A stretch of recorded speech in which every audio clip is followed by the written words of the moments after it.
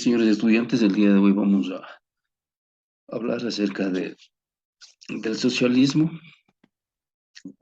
donde vamos a ver qué es el socialismo, ¿verdad? Un tema muy importante también. Bien, socialismo, dice, socialismo es un sistema económico y social que centra sus bases ideológicas en la defensa de la propiedad colectiva frente al concepto de propiedad privada de los medios productivos y de distribución.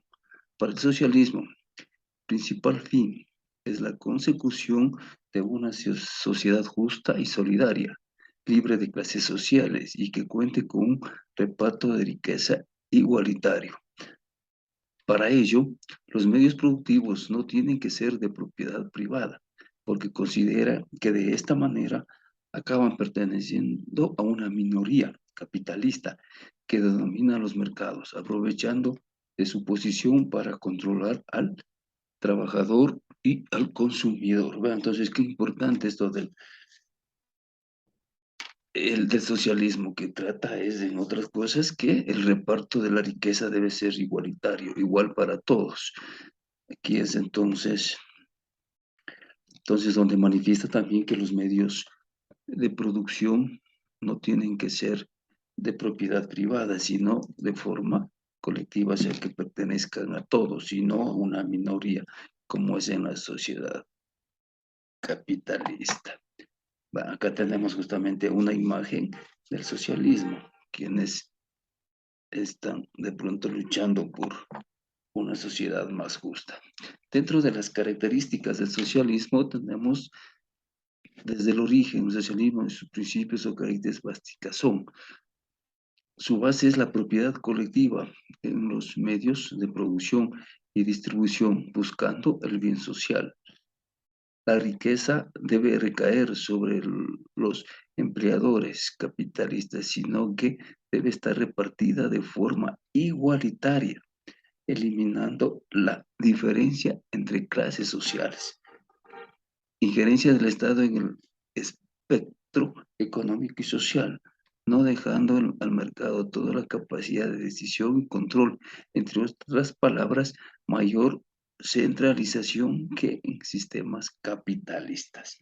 Vean, entonces aquí es muy importante dentro de las características, como ya habíamos manifestado, pues, que, que la base es la propiedad es colectiva en los medios de producción y distribución, que aquí busca el bienestar social.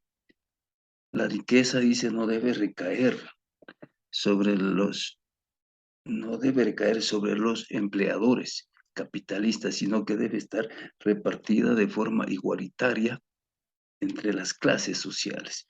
Y además de ese, debe haber una injerencia del Estado en el espectro económico y social. Algo muy importante también dentro de esto, ¿verdad? Bien, acá tenemos igual una imagen justamente en el socialismo. También, así como también tienen ventajas y también tiene desventajas. Entre las ventajas del socialismo podemos destacar: los medios de producción son de propiedad pública, por lo que sus beneficios, en teoría, se revierten a la sociedad. No existe el privilegio del bienestar individual, prevaleciendo el interés general y el bienestar colectivo. Promueve sociedades más igualitarias, donde los niveles de renta de la población no presenten diferencias notables. Busca herramientas que garanticen el acceso a un mínimo nivel de vida. Muestra compromiso con la clase obrera.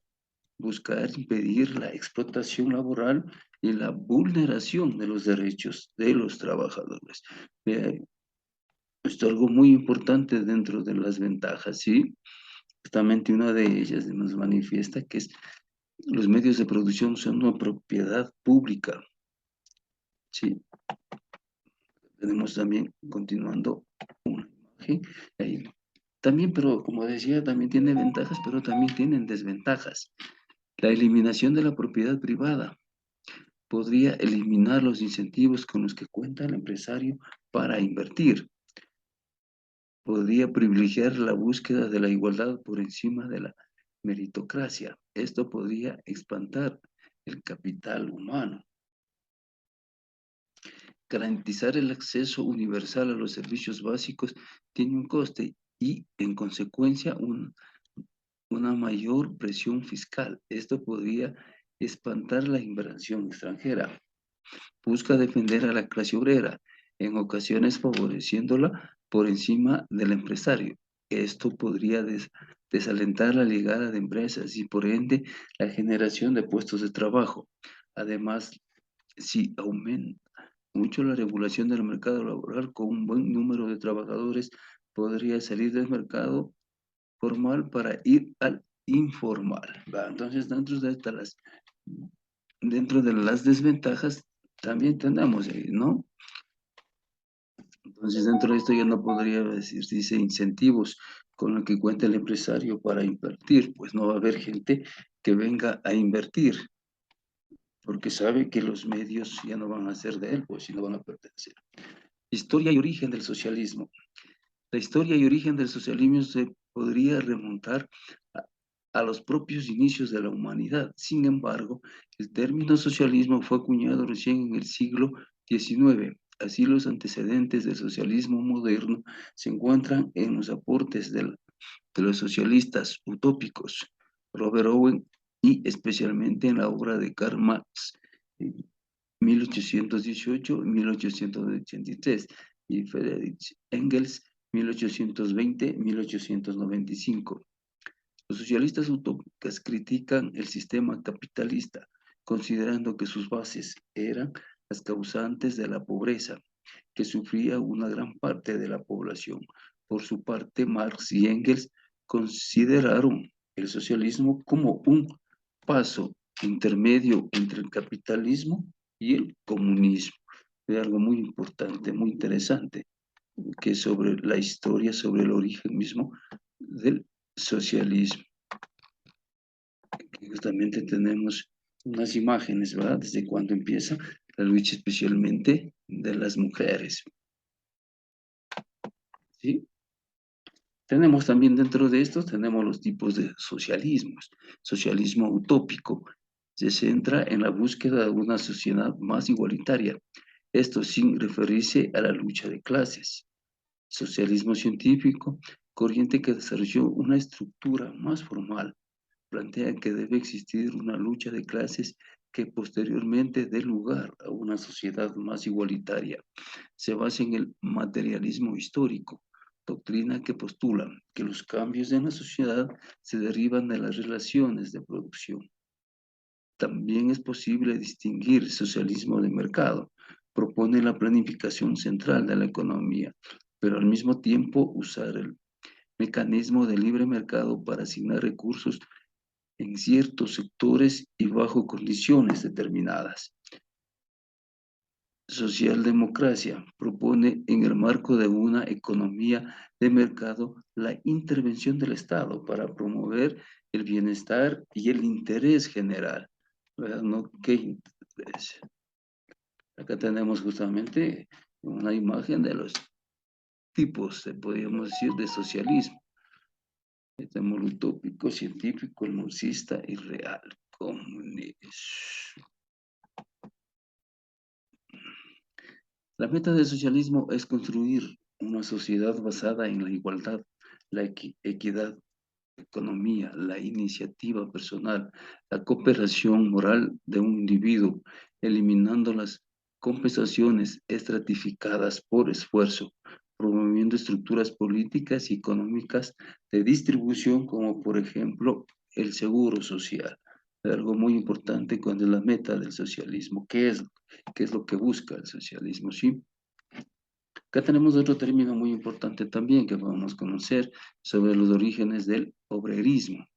El movimiento obrero se fue configurando como respuesta del proletariado a los problemas que el capitalismo y la industrialización habían generado.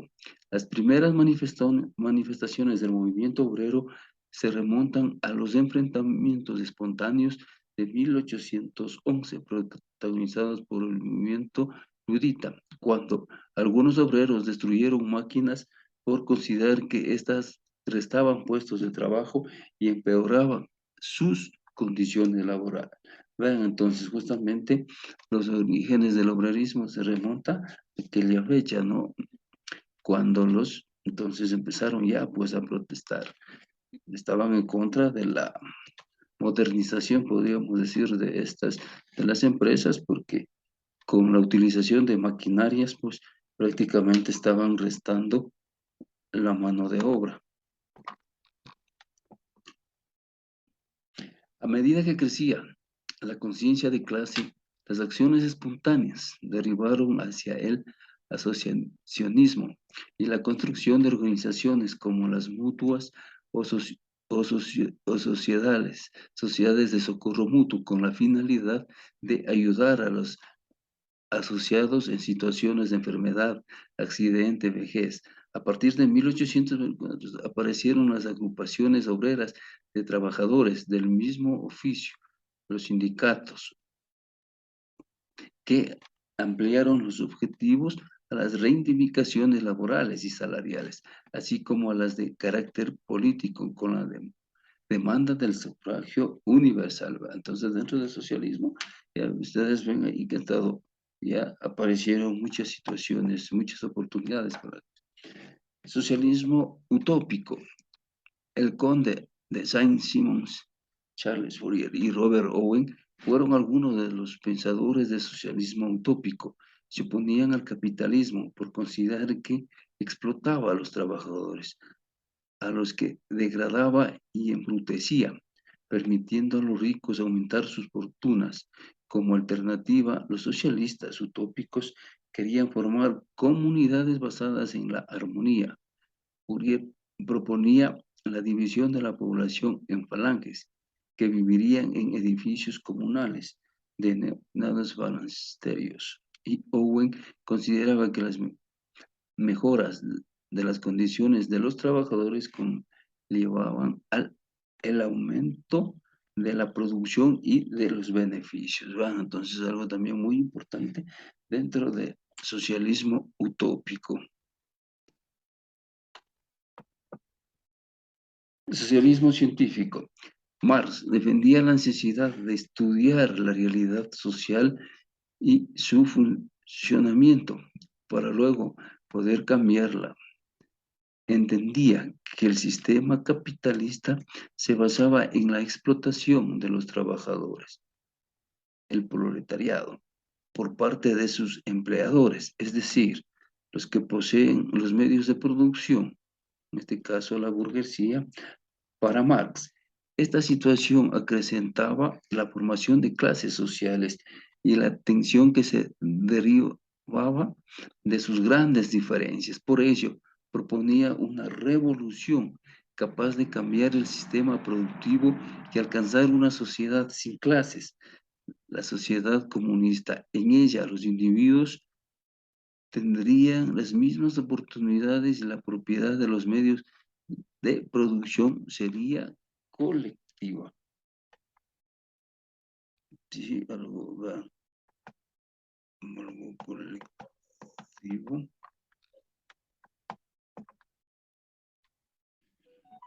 El sistema, también otro tema muy importante, vamos a hablar acerca del sistema comunista de Europa, ¿no? El modelo socialista de desarrollo, liderado por la Unión Soviética, se extendió por buena parte de los países de Europa Oriental.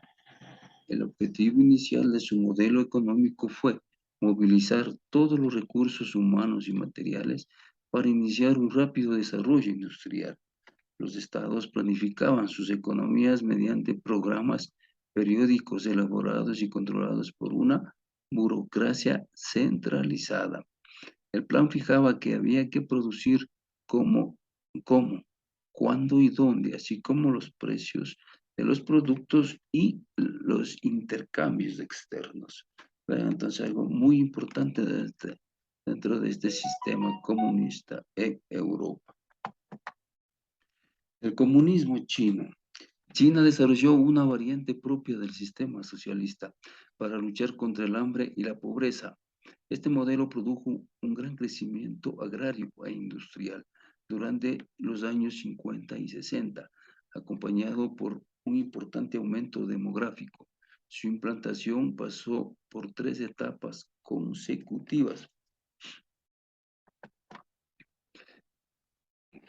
La democracia popular, 1949-1957.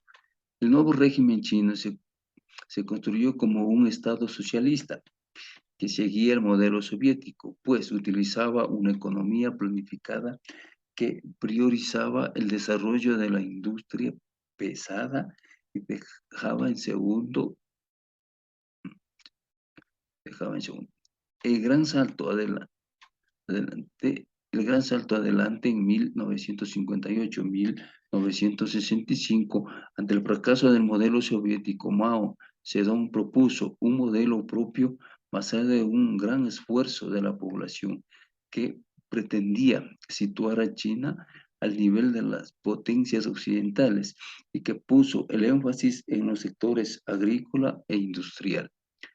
La Revolución Cultural en 1966 y 1966, Mao Zedong, con el apoyo de los jóvenes guardias rojos, lanzó una propuesta que pretendió renovar e impulsó el impulso revolucionario y que decantó en la violenta depuración de numerosos dirigentes.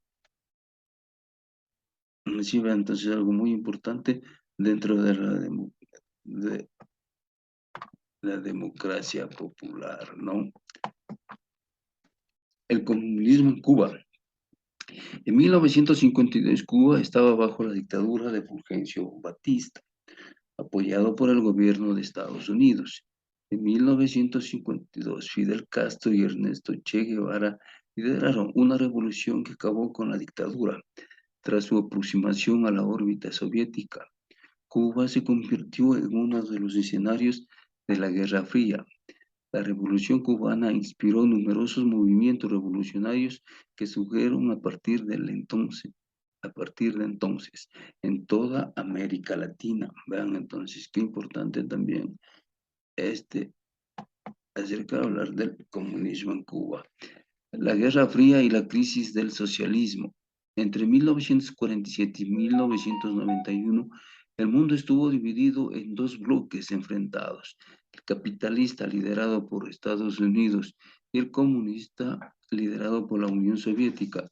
Este periodo de división mundial bipolar se conoce como Guerra Fría, expresión que alude al sistema de relaciones internacionales basado en un estado de tensión permanente y de desconfianza recíproca entre los dos bloques. Esta pugna entre Estados Unidos y la URSS fue ideológica, geopolítica, militar y económica. Sin embargo, nunca culminó en un enfrentamiento armado entre las dos superpotencias, pues se disputaron las áreas de influencia a través de conflictos en terceros países, a los que dieron apoyo militar y económico. Algo que importante también esto, ¿no? La Guerra Fría tuvo que pasar por algunas etapas. Hasta la caída del muro de Berlín en 1982, 1889, la Guerra Fría atravesó varias grandes etapas en su revolución. Estados Unidos diseñó la llamada Guerra de las Galaxias, nombre que le dieron a la iniciativa de defensa estratégica, Strategic Defense Initiative, por sus siglas en inglés, que pretendía defender territorio estadounidense mediante satélites con armas láser antimisiles. Los altos costos de esta política provocaron graves problemas a las economías de las dos potencias, pero las consecuencias fueron mucho peores para la Unión Soviética. Entró en una gravísima crisis que desembocaría en su desintegración a principios de los años 90. ¿Ven? Entonces, qué importante también en estas situaciones, ¿no? En las etapas de la Guerra Fría. Acá tenemos también otro tema acerca del fin del bloque del Este. En 1985, Mikhail Gorbachev accedió al poder en la Unión Soviética y puso en marcha un proceso de reformas económicas y políticas denominado perestroika, la reestructuración, y una política de apertura en la vida política y cultural llamada glasnost, transparencia. Las muestras de apertura de la URSS y su desinterés por sus tradicionales aliados socialistas alentaron a las democracias populares a emprender su democratización. Entre 1989 y 1993 en los países de Europa del Este se produjeron movilizaciones populares de protesta y surgieron movimientos reformistas que acabaron por provocar la caída de sus gobiernos. Sí, van entonces.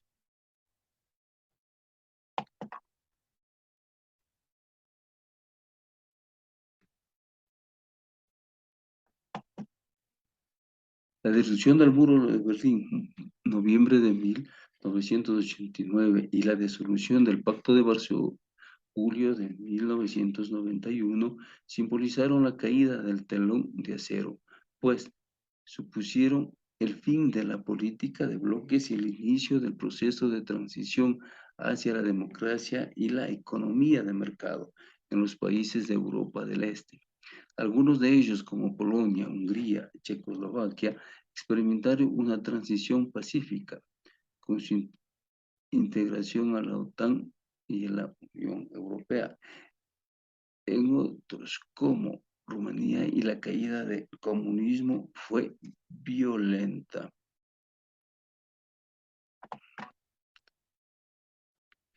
La implosión de la URSS. En 1990, la perestroika de Gorbachev comenzó a suscitar críticas internas por varios motivos.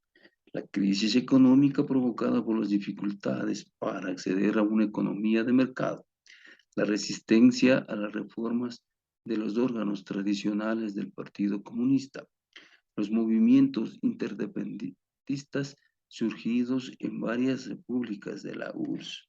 En agosto de 1991 se produjo un fallido golpe de Estado contra Gorbachev. El mismo año se consumó la desaparición de la URSS y se creó la Comunidad de Estados Independientes, formada, formada por la mayor parte de las antiguas repúblicas soviéticas. Los estados bálticos, Estonia, Letonia y Lituania, se declararon independientes.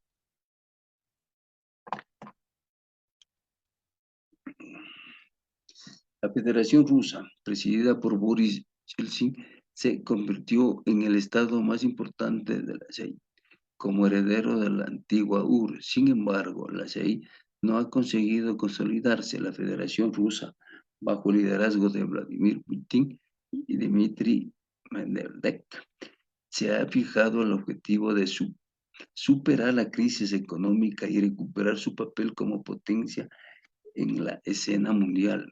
Las nuevas fronteras europeas tras el hundimiento de la URSS, las fronteras en la Europa Central y Oriental experimentaron varias transformaciones.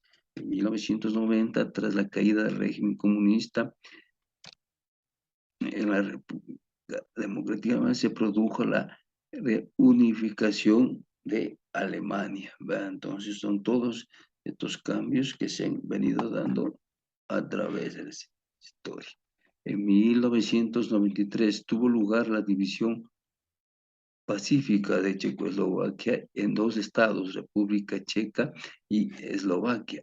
Y en Yugoslavia, las elecciones libres de 1990 supusieron el fin del comunismo con las sucesiones de Eslovenia y Croacia. En 1991 se inició un conflicto bélico que se extendió a Bosnia y Herzegovina, en la que se mezclaron los intereses croatas, serbios, por ampliar sus territorios. Se llegó al extremo de aplicar la limpieza étnica. Bueno, entonces, ¿no?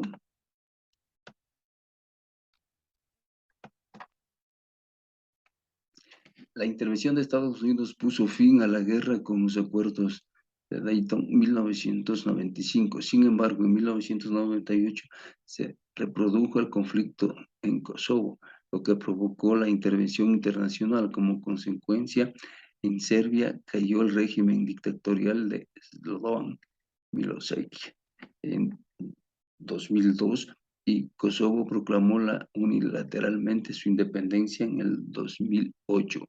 En el Cáucaso y Asia Central surgieron conflictos por reivindicaciones de territorios, hostilidades étnicas, aspiraciones nacionalistas o luchas de poder.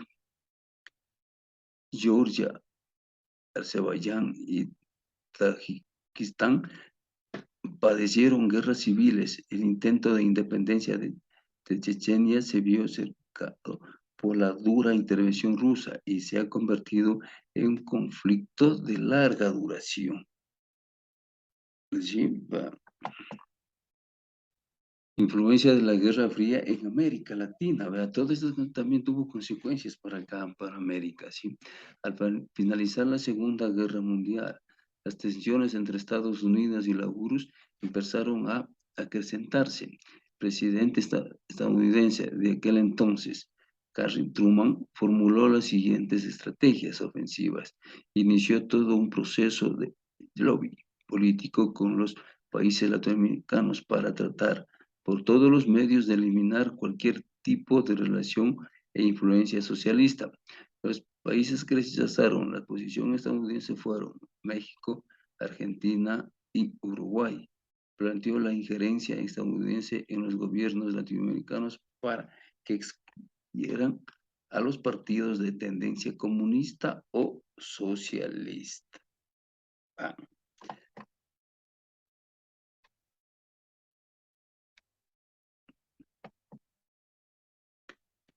Bien. Consolidó el apoyo a sus países aliados a través de alianzas estratégicas para resguardar los intereses estadounidenses y evitar las intervenciones de la URSS en cualquier estado latinoamericano. Esto daba a los Estados Unidos un mayor control sobre los países que firmaban estos acuerdos. Si bien los planes hegemónicos de los Estados Unidos eran inminentes en los países latinoamericanos, surgió un evento que cambiaría el esquema de poder previsto por los Estados Unidos. La Revolución Cubana de 1959, que fue apoyada económicamente por la URSS, la isla desestabilizó las pretensiones de poder de los Estados Unidos. Sin embargo, este país, para de alguna manera mitigar la rebeldía del gobierno de Fidel Castro, inició un bloqueo económico a la isla que todavía está en pie, con el objeto de que ningún otro gobierno latinoamericano adopte la posición revolucionaria de Cuba. El gobierno estadounidense inició y creó la Alianza para el Progreso, a través de la cual se facilitó a los países latinoamericanos miembros una dotación económica para el desarrollo y mejora de las actividades en los campos de educación, tecnología, agricultura y vivienda. Bien, esto ha sido lo que he querido compartir con ustedes en lo relacionado al tema sobre el socialismo que hemos visto hoy. Y para reforzar el conocimiento, también quiero compartir con ustedes un video relacionado al tema. Así que esperamos que cuando tengan tiempo lo puedan ver. Desde siempre los seres humanos hemos intentado encontrar un sistema perfecto para vivir mejor. Históricamente ha habido una lucha entre modelos con más libertades o menos libertades. Uno de ellos es el socialismo. Tanto así que dividió al mundo en dos durante la Guerra Fría, en una lucha por supuestamente un mundo con más libertades económicas versus uno con menos libertades pero más igual. ¿Pero qué es el socialismo?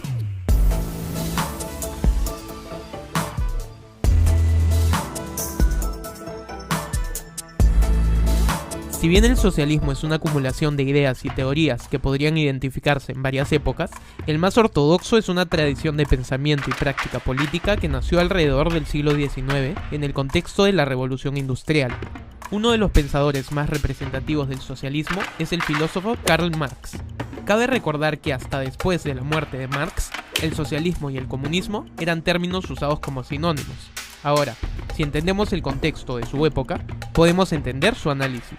Durante la Revolución Industrial hubo un enorme desarrollo tecnológico que permitió la industrialización de importantes ciudades europeas y causó una gran migración del campo en búsqueda de una mayor calidad de vida en la ciudad. Pero las condiciones en las fábricas no eran las mejores y sus trabajadores no lograban salir de la pobreza. Lo anterior, para Marx, se debía a un problema central. Los medios de producción, como por ejemplo la madera y las herramientas para hacer una mesa, estaban en manos del empresario, el capitalista que finalmente también era dueño del producto final. Así, entonces, Marx no estaba de acuerdo con la existencia de la propiedad privada. Para él, tanto los medios de producción como los bienes debían estar en manos de los trabajadores, quienes daban valor al objeto justo a través de su fuerza de trabajo. Así, podemos ver que para él, el objeto vale la suma de sus partes, los materiales usados y el trabajo que se necesitó para hacer la mesa. Entonces, supongamos que la mesa vale $15 y el capitalista se queda con $5. Esos $5 son parte del trabajo y por lo tanto parte de la plusvalía, que finalmente representa la explotación del capitalista al trabajador. Para Marx, que el empresario se centre en generar capital, es decir, ganar dinero, era gran parte del problema. Mientras los medios de producción estén en manos del empresario, el trabajador siempre sería pobre. En conclusión, entonces, los beneficiados tenían que ser los trabajadores y la producción debía estar destinada a satisfacer las necesidades de la sociedad y no a generar dinero. ¿Cómo lograr esto? Para algunos, se necesita una economía centralizada y planificada. Así, el Estado socialista crea un plan de producción, intentando predecir las necesidades de la población y de redistribución de la riqueza, lo que incluye expropiar la propiedad privada para lograr una utópica igualdad para todos. Es decir, en vez de que cada uno decida qué, cuánto y para quién producir, es el Estado el que lo decide. Así, cada individuo debe conformarse con lo que se le asigne, pues según ha determinado el Estado, es lo mejor para todos. La bandera política del socialismo es esta igualdad de oportunidades e igualdad material que finalmente el Estado socialista determina como estándar para todos. Parte del problema con esto es que el Estado acaba en manos de un líder que tiene el poder. Así, históricamente, los intentos de socialismo han terminado en una concentración política y económica en manos de una élite que acapara el sistema. Este es el ejemplo de la Unión Soviética en manos de Stalin y sus sucesores. Bajo un régimen marxista, el pueblo soviético sufrió extendidas hambrunas, profundas crisis económicas y restricción de derechos civiles y políticos que el ideal socialista supuestamente defiende. Contrario a lo que creía Marx, las clases trabajadoras y el mundo se han vuelto cada vez más ricos. La pobreza se reduce constantemente y además, los países con más libertades suelen tener mejor calidad de vida. Así, incluso países considerados socialistas hoy han tenido que adoptar medidas de libre mercado para sobrevivir, como China, que tuvo que abrir su economía al mundo. Además, países como Suecia o Dinamarca, considerados socialistas por algunos, en realidad están entre los 11 países más libres del mundo.